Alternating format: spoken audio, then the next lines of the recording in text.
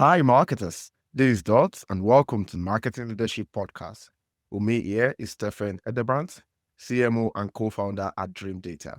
We will discuss the culture of marketing revenue attribution for go-to-market teams.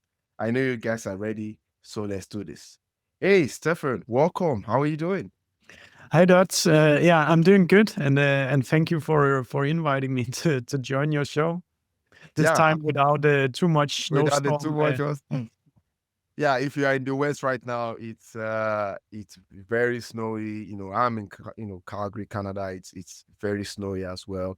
Although it's melting, which is awesome, because we don't like the snow. But yeah, it's really, really awesome to see you. You are dressed like Steve Jobs, which is even awesome as well. If you are watching this episode, you'll probably see Stephen. But yeah, it's really, really nice to have you to be able to discuss this topic properly. So before we get on, you want to tell us a bit about yourself, your background, and how you done so well with Dream Data.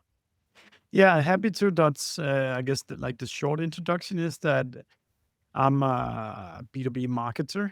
I've been working in that space ever since I actually graduated university or business school back 12, 13, 14 years ago now. A bit by coincidence, but I've always worked in B2B companies. It's always been very digital companies, and it's always been about marketing and growth.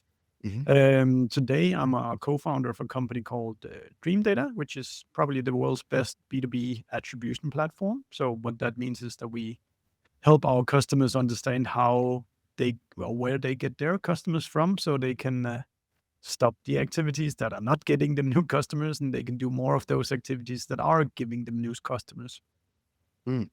Interesting. And of course, like you said, you said it was the short intro, and but I know with every startup story, there is a lot of journeys to it. But in this case, of course, trying to pick your brain on this subject and why marketers need to make them so important. And the first thing, really, for me is marketing is multi-touch these days, right? We don't want to drive deep into that. If you're listening, I think you probably have a very good idea that it's all about multi-touch. Uh, but I think businesses should not think too much in the way customers think. Customers believe that it has to be 40 touch points or 40 channels. But this is all customers in general. For businesses, you are looking for a product market fit.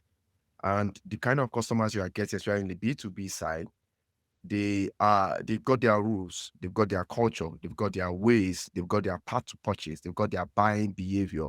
So why is it important, for marketing teams to focus on limited channels to make money? And of course, feel free to disagree with me on specific channels, and if B2B needs brands needs to be on TikTok, for example.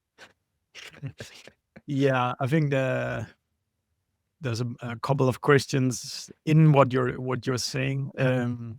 I think to me, in general, it's important that we as marketers are able to learn from our past activities. So we run a constant experimentation process where we do some stuff and we find out that some stuff works and some other stuff doesn't work.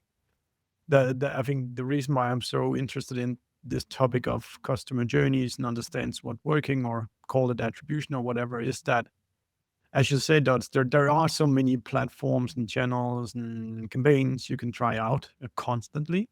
Mm. What makes the whole difference is that you're able to connect your activities with revenue. So I think it's fine to use a lot of different channels. You should just have an idea about why are you using these platforms, and have at least a narrative where you can explain why are we doing this and how this is helping our company make money. I'm a really firm believer that marketing should be an investment in producing more revenue.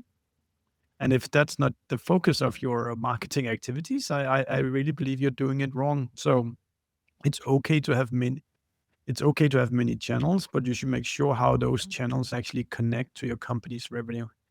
That said, I think it's very hard for companies with only a few resources to be really good with a lot of channels.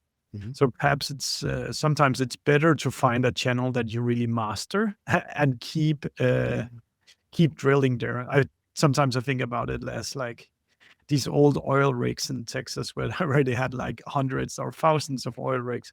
When Yeah. they find oil, they don't move on to the next one and keep drilling into dry land again.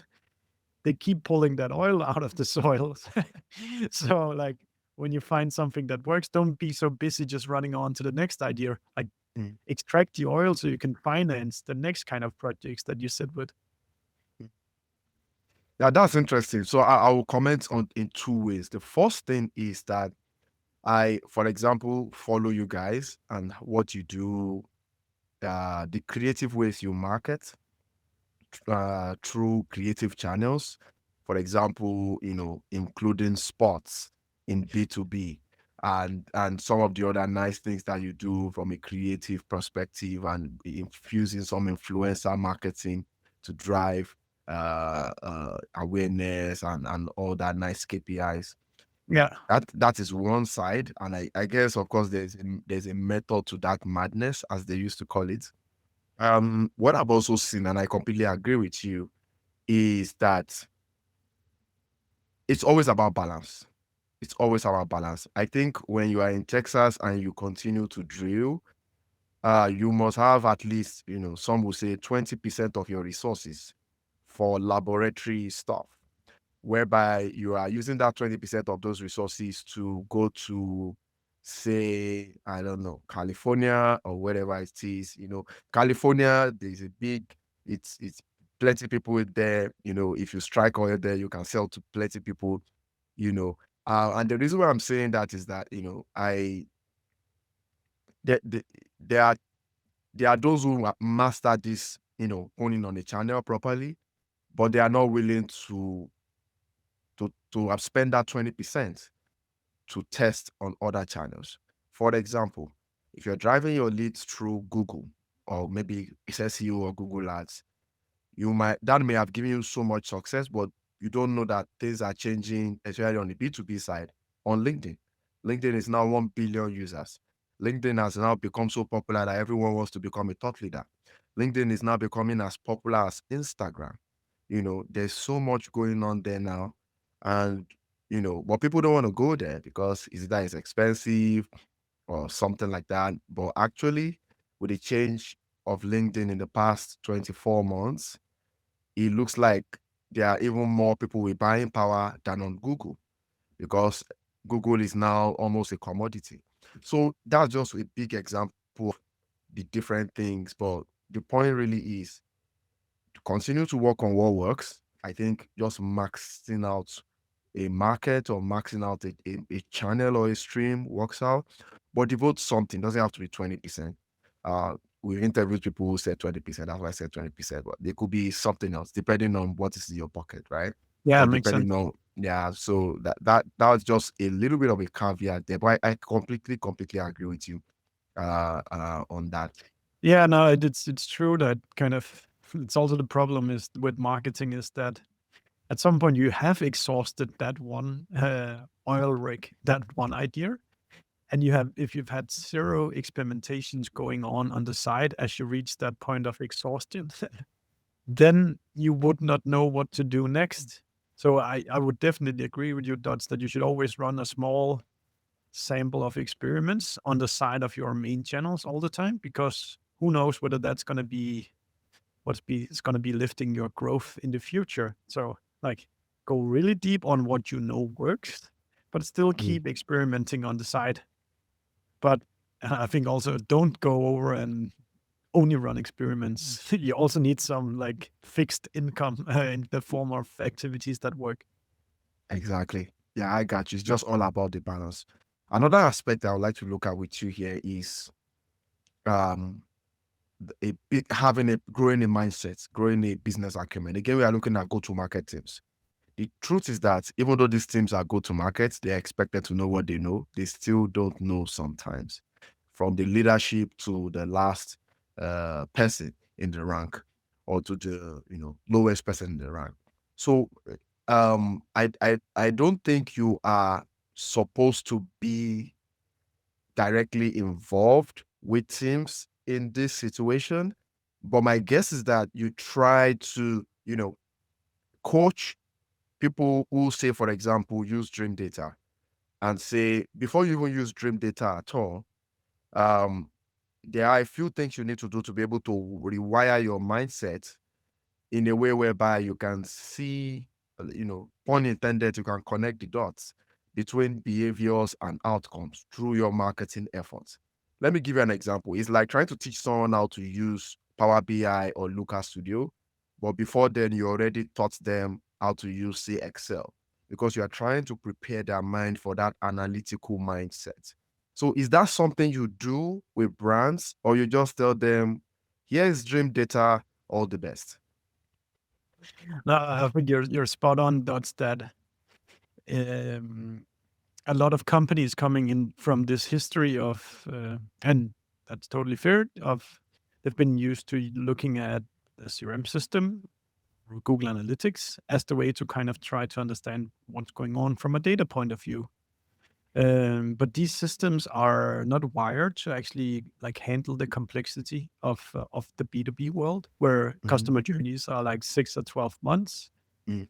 has maybe 30 to 50 sessions involved and 3 to 5 to 7 stakeholders involved in the deal. And the problem here is then, for example, a lot of CRM systems, for example, have an original source field. And what gets captured in that field is the session in which the conversion happened. So a conversion could be somebody saying, I want a demo call. But when we, for example, have a demo call booked on our website, there's normally an average of 5 sessions involved in that journey towards the demo call. And the last session is always like direct because now your domain sticks in the browser. But if you go back to the first session out of those 5 before the demo call was booked, it's typically always a marketing activity because we're like an inbound driven company. So we do marketing. People come to us and book a call. Mm. If I don't have the information about where the activity stems from, then all the money we invest in marketing looks like a cost, just an expense with no value. Mm. And the CRM system will tell you to get more people to come directly to the website and book calls. But that's not how the world works. You Yeah. need to do a set of activities that creates awareness that leads them to your website, and then they need to do research for however long they need, and then they book the call. So if you can't connect these dots in the same way as we talked about, then all the money you use on raising awareness is just going to look like a waste of money. And then the CEO will say, "Hey, let's go hire some more salespeople because that's the only way he knows that You they make lose. money." Yeah, like Yeah. hire a salesperson and he gets the contract signed. Yeah, but that's not how the customer journeys start. Mm. That's interesting. I like that. I like that perspective. Um, Now, another thing that I thought about, and thanks for landing on the subject of sales team or teams in general, or employees in general. Um, Tech companies, I think there's a bit of a learning going on now, but before the pandemic and shortly after the pandemic, tech companies grew massively.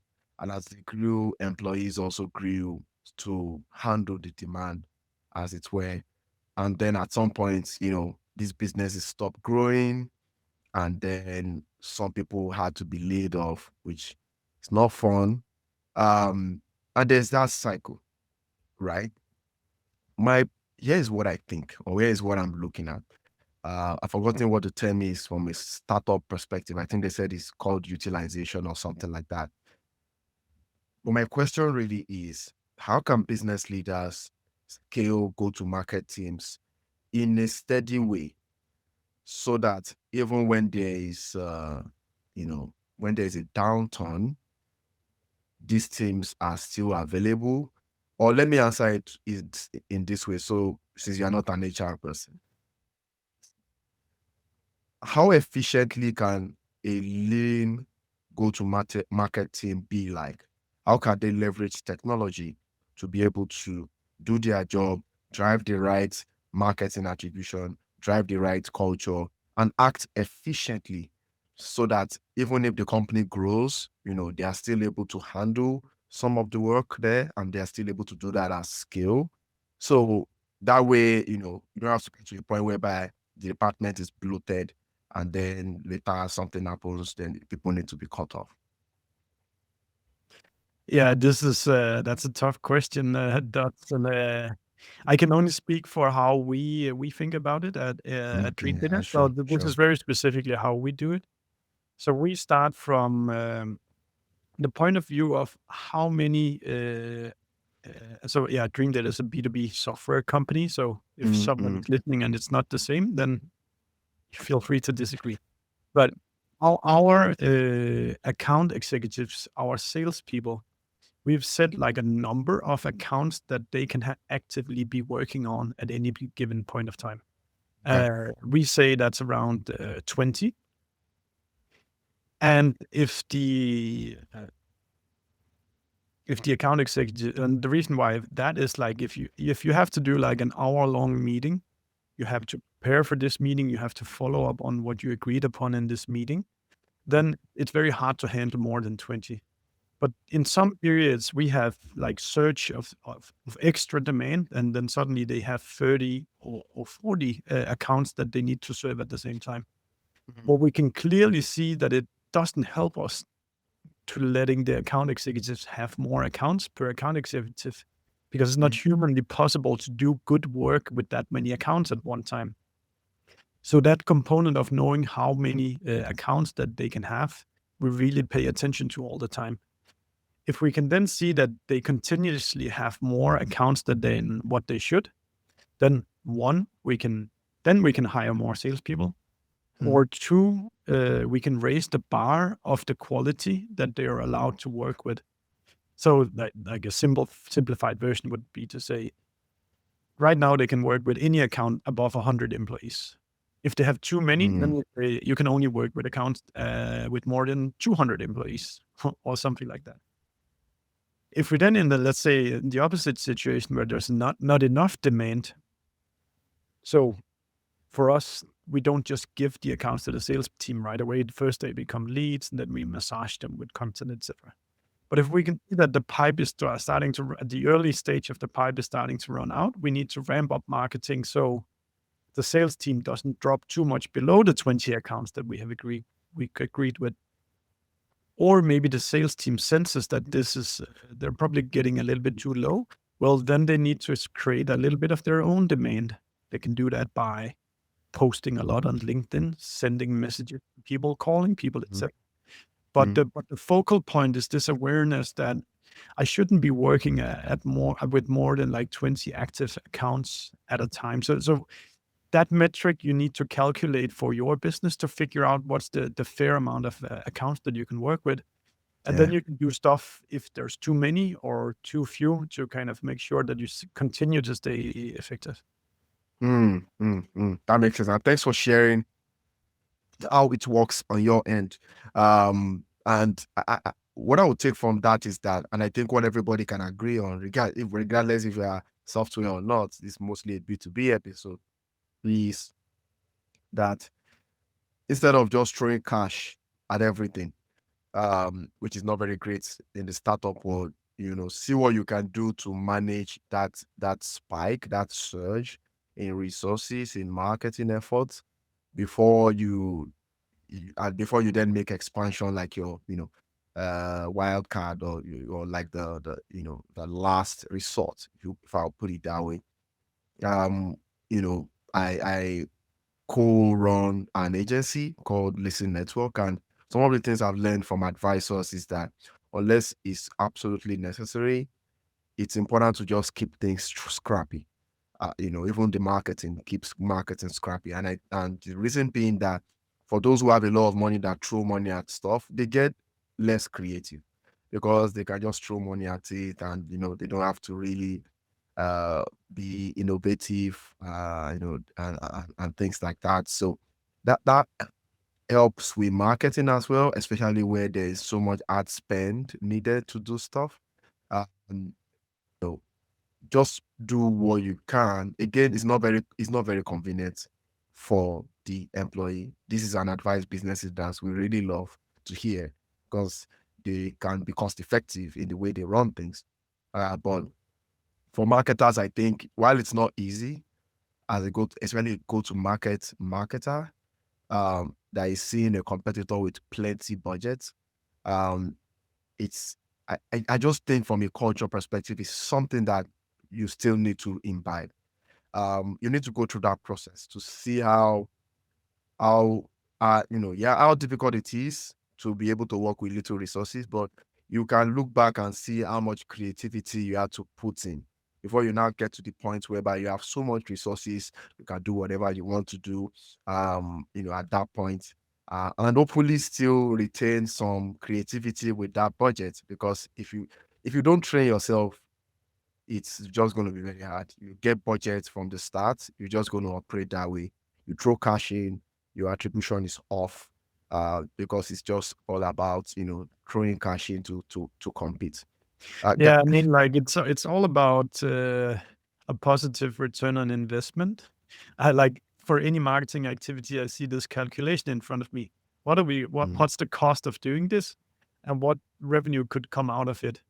And the lower, the more scrappy the cost you can make, the more likelihood of the activity yielding a positive return on investment. So I think that piece of math is something any marketers should have in the back of their mind all the time. We don't necessarily need fancy stuff. We just like need to hit the right people with the right message. You can do that in expensive way, but you can also do it in a cheap way. And if you do it in the cheap way, the likelihood of the positive ROI goes up significantly. Yeah, that makes a lot of sense. Guys, if you're listening, and you're looking at marketing attribution and you say, what are these guys talking about? Well, we look at uncommon questions to common topics. We are not here telling you about revenue OS, revenue AI, and all the new fancy terms that have come up recently in B2B.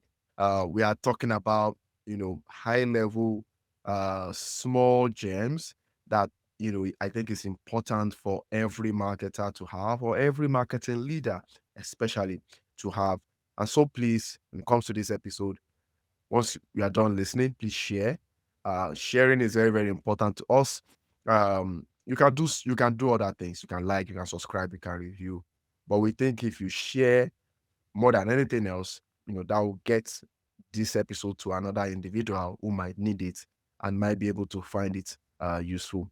So I have one more question for Stephan, but before that, we will go on the dots rapid fire. But hold on, before that is a quick commercial break from our sponsor, and then we'll be right back with dots rapid fire. Stay with us.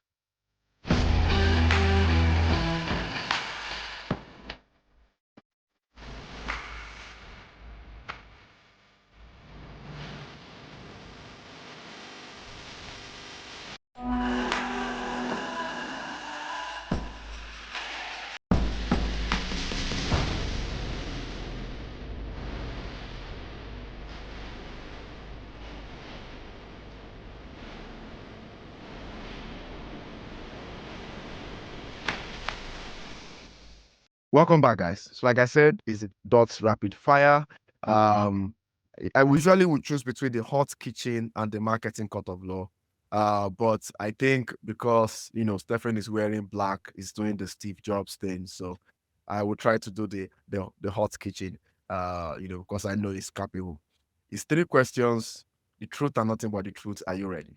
Yeah, I'm ready. Shoot that. Okay. What is your favorite marketing metric? And I don't want to hear sales or revenue. Sales acceptable leads. So that means the leads that we convert on our website that looks like the accounts we normally sell to. More like an SQL, right? Yeah, we call them sales acceptable leads, but yeah, people call it. There's so many acronyms in marketing. Yeah. Makes sense. Okay. Second question: how long do you use social media every day? Probably longer than I should. We're selling to B2B marketers and we're very active on LinkedIn. So I do spend a few hours a day on LinkedIn, I think. Yeah, to be fair, Laura said the same thing as well, and I know she has done a lot. She's very popular in the B2B world, so it's definitely working. But when it comes to social media usage, I think she sits at one of the highest range there. Very good. Because I know she's indeed very, very, very popular. So big ups to her as well. On that, and you guys are just doing a very great job with B2B marketing. Oh, Thank you. yeah, no worries. Last question. What is your favorite marketing quote? Favorite marketing quote. I will go with, if you're in doubt whether something works or it doesn't, it doesn't. Well, Yeah, let me play the devil's advocate there. What if you're just looking at the wrong place? I think if you're not able to dig out any evidence, or at least like some kind of qualitative evidence that what you're doing has an impact, it's not impacting. So it's about being very cynical about what are you spending your time on. Do you have any evidence that it's working? Now, I'm not talking about very like fine grained data or anything like that, but it's, if you ship a mail, do people reply to it? Do they click on it? When you post on LinkedIn, do people react to it? If you host an event, do people show up? Do they like it? Like, be honest with yourself, and not like, don't hope that it's gonna work. Know that it's gonna work, or spend your time on something else. Mm-mm. Very powerful quote, because marketers have ego, and we often try to defend our work. So it's yeah, it's hard, but that's a great one. That's a great one. Um, Even for me, with over 13 years in marketing, yeah, I'm always having to deal with that. But I always provide another way, another route, so that I don't get, maybe if it's consulting, I don't get fired.